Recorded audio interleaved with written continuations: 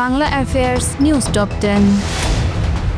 ভাষা সৈনিক আহমেদ রফিকের মৃত্যুতে গভীর শোক ও দুঃখ প্রকাশ করেছেন অন্তর্বর্তী সরকারের প্রধান উপদেষ্টা ডক্টর মোহাম্মদ ইউনূস। বৃহস্পতিবার রাতে বারডেম হাসপাতালে নিবিড় পরিচর্যা কেন্দ্রে চিকিৎসাধীন অবস্থায় মারা যান আহমেদ রফিক। জাতীয় নাগরিক পার্টিকে নির্বাচন পরিচালনা বিধিমালা থেকে প্রতীক বাছাই করতে নির্বাচন কমিশন অপশন দিয়েছে 50টি মার্কা। তার জবাব দিলে কমিশনের সবাই দলটির প্রতীক নিয়ে সিদ্ধান্ত নেওয়া হবে।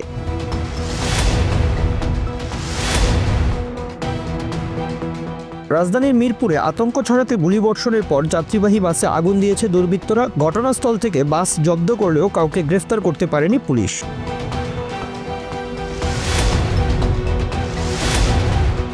টানা কয়েকদিনের ভারী বৃষ্টির প্রভাব পড়েছে রাজধানীর কাঁচা বাজারে। অস্বাভাবিক হারে বেড়েছে নিত্যপণ্যের দাম। সপ্তাহের ব্যবধানে প্রতিটি সবজির দাম 10 থেকে 20 টাকা বেড়েছে। বেকায়দায় পড়েছে নিম্ন ও মধ্যবিত্ত ক্রেতারা।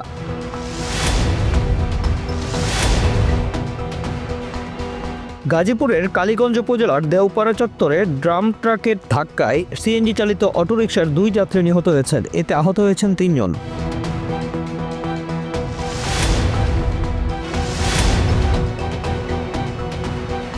ঢাকাসহ দেশের 9 জেলার উপর দিয়ে সর্বোচ্চ 60 কিলোমিটার বেগে ঝড়ের আভাস দিয়েছে আবহাওয়া অফিস। এ সময় বজ্রসহ বৃষ্টি হতে পারে বলে আশঙ্কা করা হচ্ছে।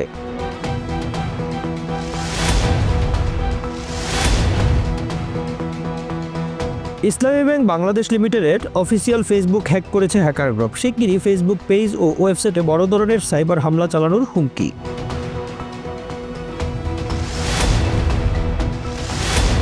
রাশিয়ার প্রেসিডেন্ট ভ্লাদিমির পুতিন যুক্তরাষ্ট্রের সমালোচনা করে বলেছেন, ভারত কখনোই বাইরের চাপ মেনে নেবে না কিংবা কারো সামনে অপমান সহ্য করবে না। ভারতের প্রধানমন্ত্রী নরেন্দ্র মোদীকে বুদ্ধিমান ও বিচক্ষণ নেতা বলে প্রশংসা করেছেন পুতিন।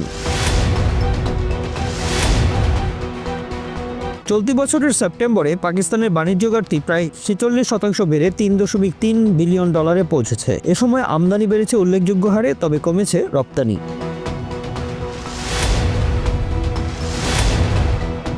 সহজ ম্যাচ কঠিন করে জিতেছে বাংলাদেশ। আফগানিস্তানের বিপক্ষে 152 রানের টার্গেট তাড়া করে 8 বল বাকি থাকতেই জয় তুলে নেয় টাইগার বাহিনী। প্রথম টি-20তে 4 উইকেটে জিতে সিরিজে এগিয়ে গেল বাংলাদেশ।